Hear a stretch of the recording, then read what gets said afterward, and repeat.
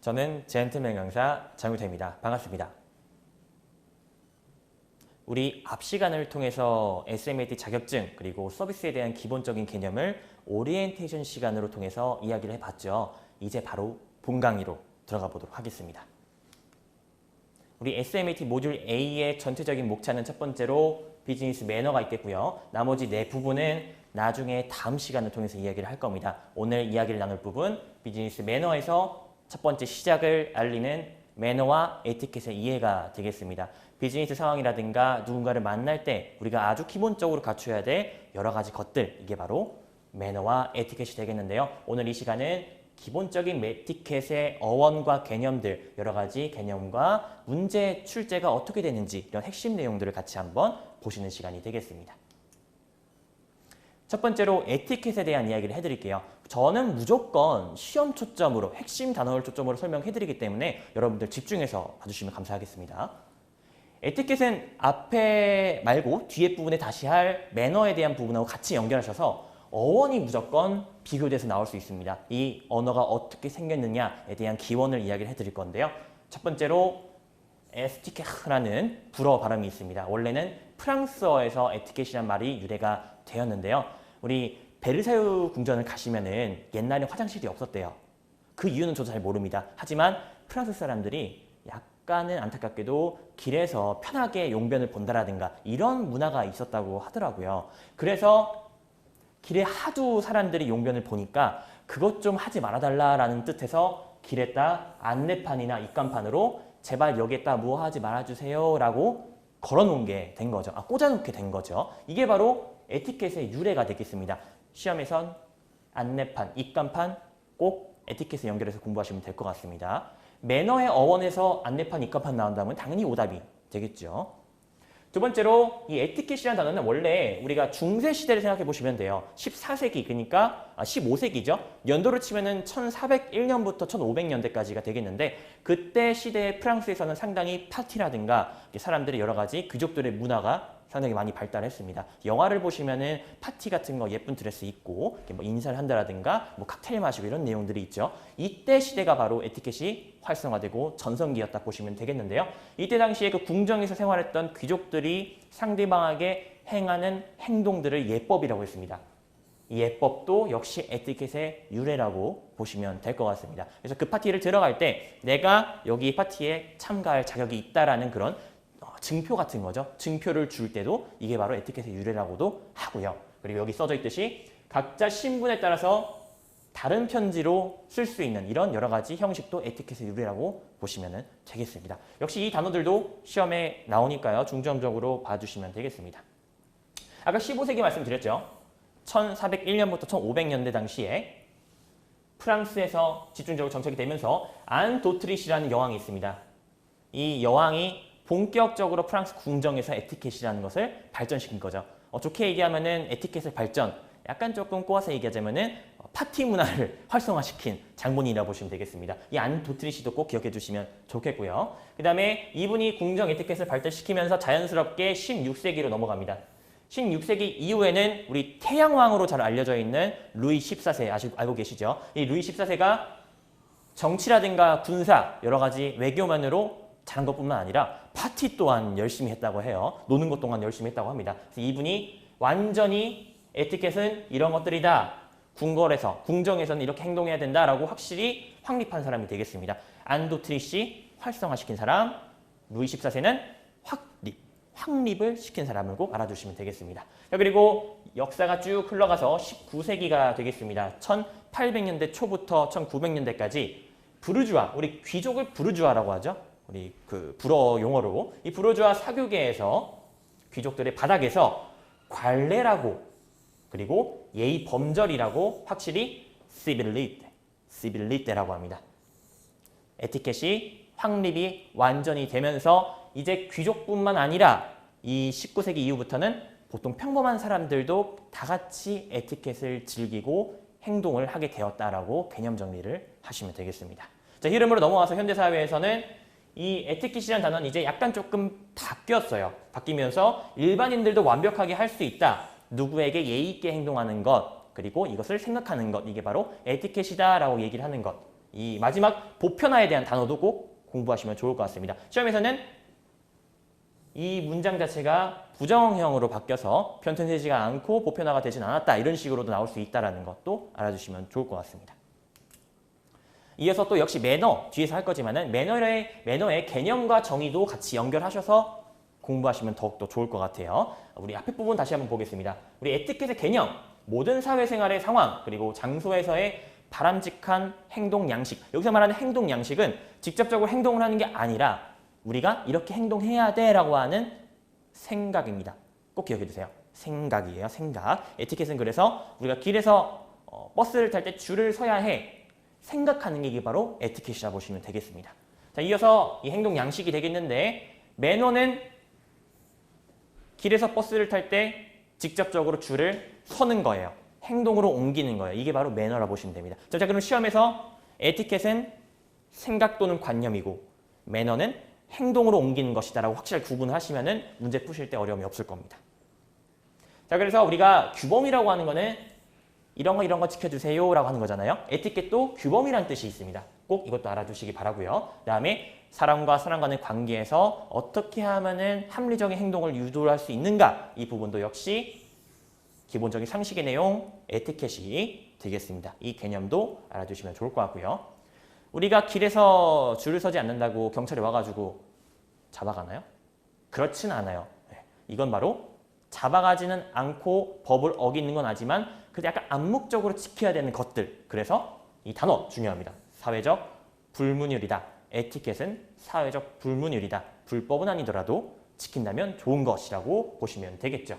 그래서 법적 구속력은 없다라고 시험에 나오면 맞는 지문이 되는 겁니다. 자, 그리고 에티켓의 기본 마인드, 바로 상대방에 대한 존중과 배려가 되니까요. 이 단어도 상당히 중요한 부분이 되겠죠. 그래서 에티켓은 보통 친구한테 길에서 뭐 좀 트림을 해요. 친구 갑자기. 그럼 친구한테 뭐라고 하죠? 너 왜 이렇게 에티켓이 없냐, 있냐, 보통 이렇게 얘기를 합니다. 이 트림 같은 경우에는 직접적으로 크게 행동하는 건 아니니까 좀 더 큰 행동을 한다면 매너가 이렇게 얘기를 해야 되겠죠. 그래서 에티켓은 시험이 나옵니다.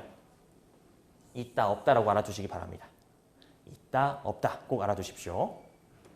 자, 그럼 우리 에티켓에 대해서 한번 이야기를 해봤어요. 에티켓 정리하셨죠? 우리가 머릿속으로 무언가를 지켜야 된다고 하는 생각 또는 관념이다. 자, 그럼 이것을 행동으로 옮기는 게 매너인데 어원 역시 한번 보도록 하겠습니다.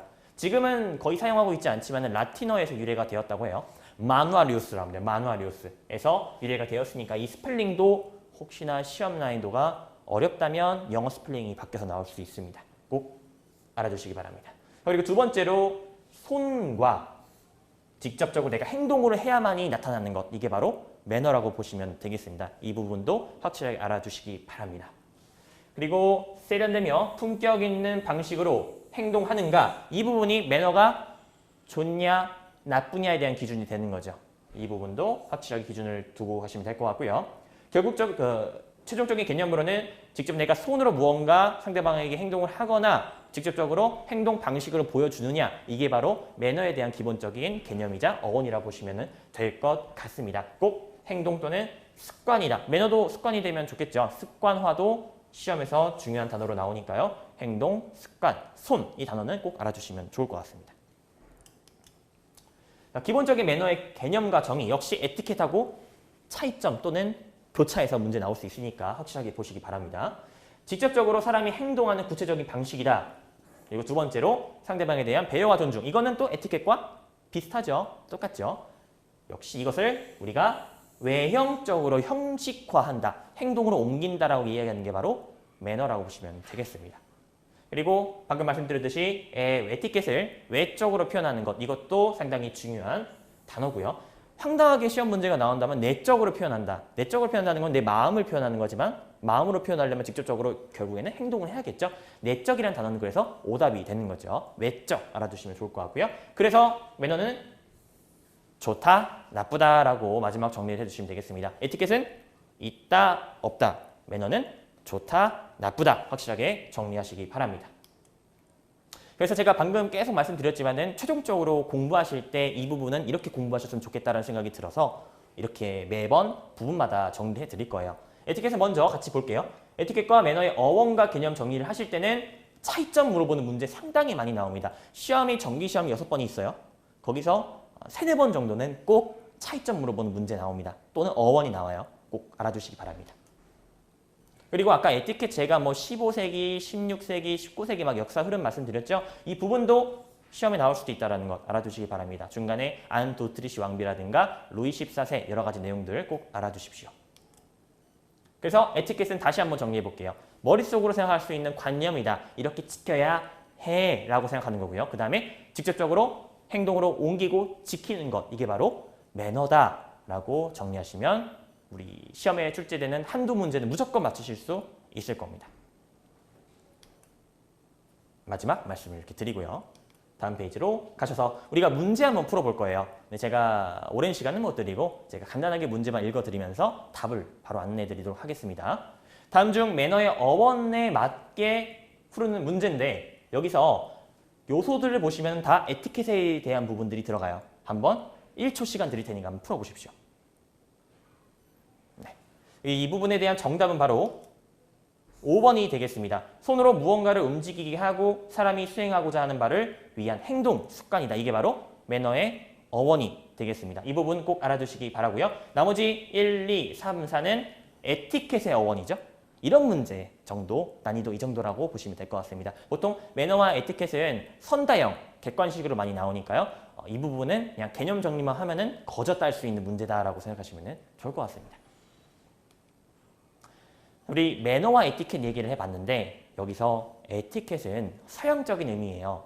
동양적인 의미라 보시면은 바로 예의, 범절이라 보시면 되겠습니다. 우리 우더런들 만났을 때 보통 앞에다 공손하게 공수하고 인사하고 여러 가지 행동들을 조심스럽게 하죠. 이게 바로 다 총칭 예의, 범절이라 보시면 되겠는데 시험 문제, 우리 시험 6번 중에서 한두 번 정도는 예의, 범절만 물어보는 문제가 종종 나옵니다. 꽤 출제 빈도가 높은 거죠. 자, 앞에 부분도 한번 우리가 천천히 이야기하도록 하겠습니다. 상대불문, 공손하고 장소와 상황에 따라서 알맞게 행동하는 것. 공손하게 행동을 하는데 상황과 장소에 맞게 행동하래요. 예를 들어서 상대방에게 감사를 표하는 자리라든가 약간 사과를 표하는 자리 아니면은 기쁜 자리, 나쁜 자리 이런 자리들을 구분해서 행동하는 것이라 보시면 되겠죠. 그리고 이 빨간색으로 글씨되어 있는 부분들 시험에서 객관식으로 출제가 될 수도 있습니다. 이런 식으로 요약을 하시면 좋을 것 같아요. 일단은 이 범절은 동양적인 의미이다. 그리고 집단, 집안, 개인 이 모두가 있는 공간에서도 무조건 지켜야 되는 것들이 바로 예의 범절이다. 대신 상황과 장소에 맞게 해야 한다라는 것 알아두시면 좋을 것 같고요. 그리고 우리가 기본적으로 나의 인격과 인성을 알아볼 수 있고 상대방에게 표현할 수 있는 그 소양이 바로 예의 범절이 되겠습니다. 그래서 모두가 지켜야 되는 규범. 아까 우리 그 에티켓하고 용어가 겹치죠. 대신 에티켓과 예의 범절의 차이점은 시험에 나오진 않습니다. 굳이 따지자면 아까 말씀드렸듯이 동양적 의미냐 서양적 의미냐 이것뿐이지 비교된 문제는 안 나옵니다. 규범과 그리고 사회생활의 질서를 유지할 수 있는 부분이 바로 예의 범절이다라고 보시면 되겠습니다. 그리고 이 예의 범절은 상대방에 대한 존중과 배려를 표현하는 거긴 한데 내가 먼저 원하지 않으면 발휘가 될 수가 없어요. 물론 내가 싫어하는 사람한테 예의 있지 못하게 행동할 때도 있긴 하겠죠. 그래도 내가 먼저 원한다면 발휘되는 게 바로 예의 범절이다. 그래서 이 자발적이란 단어 꼭 중점적으로 보시면 문제 푸실 때 어려움이 없을 겁니다. 그래서 우리가 이 삼강어륜이라는 단어도 되게 중요해요. 우리가 그 도덕 시간에 옛날에 공부 많이 하셨잖아요. 이 밑에 있는 부분은 공부 안 하셔도 됩니다. 이런 여러 가지 요소가 들어가 있는 것들 어른을 공경하고 존경하고 이렇게 대하고 이렇게 행동하고 이런 내용들이 담겨져 있는 게 삼강오륜인데 이 내용을 근거로 하는 개념이 바로 예의 범절이다라고 정리하시면 되겠습니다. 자, 예의 범절의 개념, 정의. 아까 어원 얘기했었잖아요. 어원과 개념 정의가 한꺼번에 합쳐지는 문제가 한 문제로 예의 범절 나올 수 있습니다. 첫 번째로 역시 반복하듯이 관습이 상당히 중요하고 역시 습관화가 예의 범절은 되어야 된다라고 얘기를 해드립니다. 그리고 예의 범절은 일단은 상대방에게 뭔가 행동을 하거나 내가 말을 할 때 조금은 참아야 될 때도 있고 아까 제가 상황과 장소에 따라 행동해야 된다 말씀드렸잖아요. 그래서 예의는 범절은 자제와 통제가 상당히 필요한 소양이다라고 말씀을 드립니다. 예를 들어서 어르신이 중요한 얘기하고 있는데 소변이 조금 매렸다고 그 자리에서 잠깐만 좀 갔다 올게요. 이러고 가버리면은 상당히 예의가 없다라고 얘기를 보통 하잖아요. 참을 수 있다면 참는 게 좋겠죠. 이런 여러 가지들 것도 역시 자제와 통제에 들어가게 되는 거죠. 그리고 예의범절은 아까 말씀드렸던 자발적인 단어와 연결이 되는데 결국에는 내가 지키고 싶은 상황이 아니더라도 지켜야 되는 상황이 있을 거예요. 분명히 사회생활 하시다 보면은.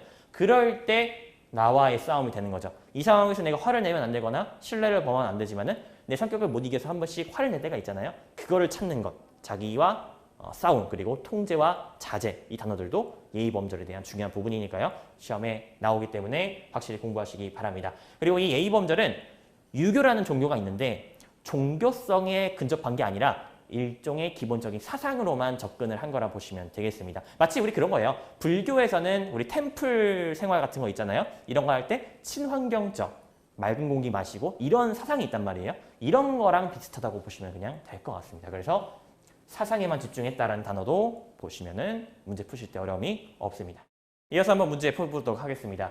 다음 중 예의범절에 대한 개념으로 옳지 않은 것은, 문제 푸실 때 꼭 우리 옳은 것은 옳지 않은 것은 줄 잘 치시면서 문제 푸셔야 합니다. 1번, 타인을 향한 마음가짐이나 태도를 의미한다. 예의범절 맞는 설명이죠. 두 번째, 에티켓은 예의범절의 서양적 개념이다. 역시 맞는 말입니다. 그러면은 예의범절은 동양적 개념이 되겠죠. 같은 말이 되겠고요. 세 번째, 예의범절은 공동체의 이익을 위해서 반강제적으로 이루어져야 된다. 넘어가 볼게요. 네 번째, 합리적인 생활을 위한 목적이 강하다. 이 말 맞겠죠. 그리고 다섯 번째, 동양적 개념으로 개인과 집단, 그리고 여기 들어가 있지 않지만 집안에서도 꼭 행해져야 될 것이다 라고 얘기하는 게 예의범절이 맞겠습니다. 그럼 답은 자연스럽게 3번이 되겠습니다. 반강제로 이루어져야 되는 게 아니라 자발적으로 이루어져야죠. 상대방한테 너 예의 무조건 지켜 이렇게 한 적이 있나요? 그게 아니죠. 그래서 답은 반강제적이다 라고 보시면 되겠고, 예의범절을 어떻게 공부하면 되는지에 대한 포인트도 한번 이어서 찝어드리도록 하겠습니다.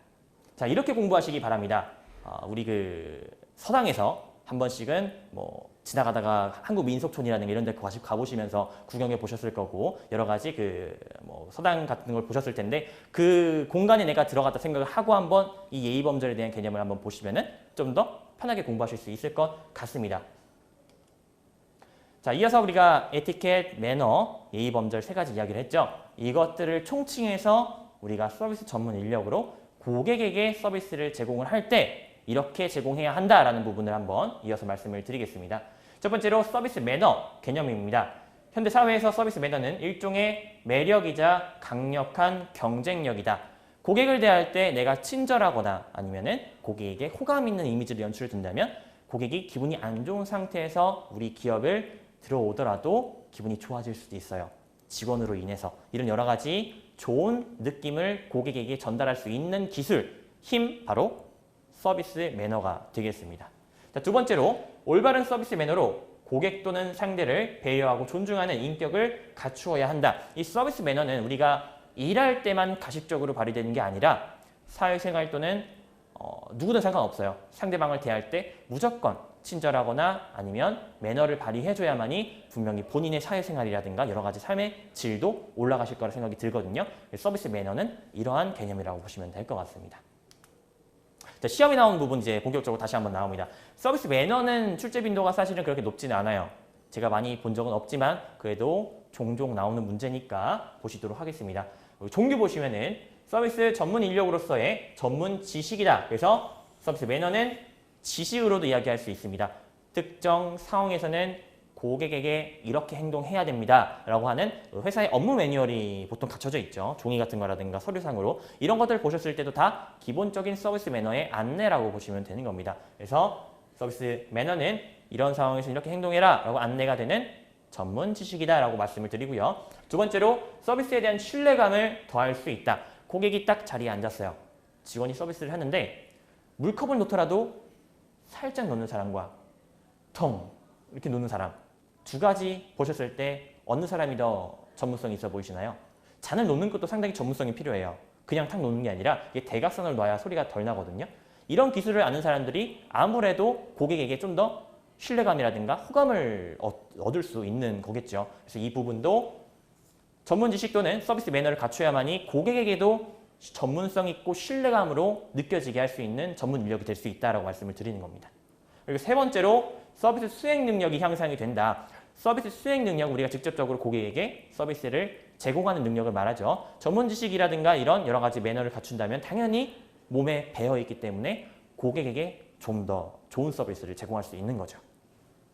마지막 네 번째로 서비스 후에도 고객이 난 정말 그 서비스 잘 이용한 것 같아. 이런 일종의 시작점이 되는 바로 매너가 서비스 매너가 되겠습니다. 그래서 이 네 줄을 확실히 공부를 하시면 좀 더 좋을 것 같습니다. 자, 서비스 매너, 필요 조건 요소 이어서 또 한번 보도록 하겠습니다. 우리 종사원으로서 호텔리어라든가 뭐 스튜어트, 스튜어디스라든가 이런 분들 대부분 보시면은 일단 어떻죠? 표정이 밝습니다. 그리고 외모가 깔끔해요. 이런 이미지를 한번 생각하시면서 공부하시면 좋을 것 같습니다. 서비스 매너를 기본적으로 갖춰야 될 직원들의 필요 요소, 바로 첫 번째 호감을 느끼게 할 수 있는 표정이 되겠습니다. 그래서 보통 같은 경우에 집에 계시면은 거울 보시고 얼굴을 계속 못 살게 굴어주세요. 우리 보통 얼굴도 우리 팔이라든가 다리에 있는 근육처럼 똑같이 이루어져 있기 때문에 우리 꼭 친구하고 막 얘기하다가 얼굴 아프면은 그 근육을 그만큼 안 써서 그런 거예요. 평상시에 물론 우리가 살아가다 보면은 웃을 일이 별로 없다 보니까 그런 면도 없지 않아 있겠지만은 어찌됐건 얼굴은 근육이기 때문에 고객을 대할 때는 우리가 아무래도 웃는 게 좋겠죠. 그래서 평상시에는 좀 웃는 연습을 많이 하시면은 좀 더 호감 있는 표정을 전달할 수 있을 것 같습니다. 그리고 두 번째로 서비스 매너 두 번째, 바른 자세와 행동 동작이 되겠습니다. 고객에게 서비스를 제공하거나 인사할 때 이렇게 한다든가 뭐 대충 서비스를 이렇게 한다든가 이런 툭툭 대충 하는 자세도 고객한테는 서비스 매너가 없다라고 생각이 들게 만드는 거거든요. 그래서 고객을 맞이할 때도 딱 어깨 적당히 펴고 인사할 때도 바르게 인사 딱 하고 이런 식으로 고객을 대하는 바른 자세도 서비스 매너의 두 번째 중요한 부분이 되겠습니다. 세 번째로 깔끔하고 호감 가는 이미지 메이킹이 되겠습니다. 아까 제가 말씀드렸듯이 남자나 여자든 간에 서비스 전문 인사라면은 외모 같은 것들 깔끔하게 해야 하고요. 고객한테도 그 깔끔한 이미지가 아무래도 위생적으로도 보이겠죠. 전문성 느껴질 거고요. 그리고 네 번째로는 커뮤니케이션 능력입니다. 깔끔하고 바른 이미지, 뭐 잘생기면 좋고 예쁘면 좋지만은 이런 외모를 딱 고객에게 선보였어요. 근데 그 다음에 고객한테 주문받을 때 어버버거리거나 아니면 서비스를 제대로 제공하지 못하거나 그렇다면 당연히 전문성이 떨어지고 서비스 매너가 없다라고 생각하시면 됩니다. 그리고 식사 도중에라도 고객이 뭔가 말을 건다면 편안하고 친절하게 말할 수 있는 능력, 이게 바로 커뮤니케이션 능력이 되겠습니다. 이 점도 상당히 중요하죠. 마지막으로 고객이 만약에 컴플레인을 걸거나 클레임 또는 어떤 의견을 제시할 때 직원은 내 말만 할 게 아니라 들어주고 다시 한번 공감해주는 자세가 상당히 중요하다. 이 공감과 경청도 서비스 매너의 종류라고 보시면 되겠습니다. 자, 이렇게 네 번째까지 이야기를 해봤고요. 오늘 이 시간의 마지막 부분이 되겠습니다. 네티켓 한번 이야기를 해볼 건데요. 네티켓의 합성어가 상당히 중요합니다. 제가 유일하게 빨간 글씨를 쳐놨죠. 이 네티켓에 대한 부분은 시험에서 출제 빈도가 많진 않습니다. 다만 이 단어는 꼭 아셔야 돼요. 현대사회는 네트워크 시대죠. 인터넷이 많이 발달하고 컴퓨터라든가 여러 가지 소프트웨어가 발달한 시기입니다. 지금 이 시기에서 가장 중요한 건 네트워크인데 인터넷 이용 많이 하시니까 댓글 같은 거 단다든가 게시판 또는 이메일 많이 이용하시죠? 이 부분에서 가장 중요한 거. 그 가상 현실 속에서도 에티켓을 지켜라. 이게 바로 네티켓이라고 하는 합성어가 되겠습니다. 이 단어를 꼭 알아두시기 바라고요. 시험에서는 이 단어를 다른 용어로 바꾸는 문제가 나올 수도 있으니까 확실히 알아두시기 바랍니다. 자, 그렇다면 우리 네티켓에서 출제 빈도가 가장 높은 첫 번째 부분, 게시판 예절이 되겠습니다. 이 게시판은 보통 우리가 모 사이트에 카페 같은 곳들, 블로그 같은 곳들을 보시면 될 것 같아요. 자, 여기서 첫 번째 내가 글을 작성할 때는 명확하고 확실하게 간결하게만 내용을 작성하는 게 좋습니다. 보통 우리 그 사람들을 낚시한다고 해요. 글을 막 장문의 글을 올리는데 마지막에는 좀 쓸데없는 얘기를 한다라든가 그 글을 올리는 이유가 분명히 있을 거란 말이죠. 그 목적에서 벗어나는 글을 쓰지 말라는 겁니다. 상대방의 시간도 소모시키는 거고 내 자신의 시간도 소모시키는 거기 때문에 확실하게 명확하고 간결하게 작성한다. 두 번째로 내용에 잘 맞는 제목을 설정해야 된다. 가끔씩 그 신문 보시면은 또 사람들을 이렇게 낚시하는 그런 여러 가지 그 본문 내용과 다른 제목이 있죠. 이런 글 작성도 좋지 않다라는 겁니다. 제목과 본문 내용은 맞게 해주시면 감사하겠고요. 그리고 세 번째로 문법과 맞춤법을 옳게 사용한다. 이 부분은 아주 기본적인 것 같아요. 요즘 의성어라든가 여러 가지 합성어가 나오면서 띄어쓰기 같은 것들이 조금은 덜 쓰이게 되는 경우가 많은데 웬만하면은 우리 국어를 지켜주는 그런 상황이 됐으면 좋겠습니다. 네 번째로 타인의 글에 지나친 논쟁이나 반박은 삼가한다. 보통 이거는 좋게 써놨지만은 악플이라고 합니다. 너무 심한 악플이라든가 물론 내 의견이 있죠. 상대방이 글을 쓰면 내 의견도 있겠지만은 너무 심한 용어를 쓴다라든가 이런 것들은 삼가하는 게 서로에게 상처가 되지 않는 부분이 되겠죠. 그리고 사실무근의 내용은 올리지 않는다. 역시 이것도 위에 있는 부분들하고 비슷한 내용이 되겠고요. 이기주의적인 생각은 버려야 한다. 이 부분도 아까 말씀드렸던 논쟁이랑 비슷해요. 결국엔 너무 내 생각만 내세우면 상대방과 소통할 기회가 없기 때문에 게시판 글 작성하실 때는 이 부분도 알아두시면 좋을 것 같습니다. 그리고 마지막으로 동일한 내용은 여러 번 올리지 않는다. 가끔씩 그 인터넷 오류 생겨가지고 글 하나 작성했는데 두세 개 같이 올라갈 때 있잖아요. 이런 거는 어쩔 수 없는데 실제로 우리가 글 작성할 때는 너무 도배라든가 여러 번 글을 올리는 거는 삼가하는 것이 좋다라고 마지막 부분 말씀을 드리겠습니다. 이렇게 네티켓의 첫 번째 게시판 네티켓 말씀드렸고요. 두 번째로 이메일 사용 네티켓인데요. 이 부분은 시험에 많이 나옵니다. 그래서 저는 앞에 부분들도 중요하지만 이 부분 특히 중요하게 보시라고 말씀을 드리고 싶습니다. 이메일 보통 우리가 사용하는 경우는 일할 때 상대방 비즈니스 상대라든가 아니면 우리 상사 또는 같은 직원들한테 보통 이메일 많이 보내요. 이런 경우 먼저 꼭 이메일에 내 이름도 안 쓰고 인사도 안 하는 분들이 계세요. 그럼 누군지도 모르고 물론 이메일 주소에 내 이름이 있으니까 알 수는 있겠죠. 우리가 보통 사람 만나면은 뭐 먼저 하죠?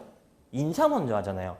그 이메일도 인사 먼저 하는 게 당연한 예의가 아닐까요? 그래서 먼저 이메일을 보내더라도 꼭 인사와 누구입니다. 이런 내용을 꼭 쓰는 것이 좋다라는 겁니다.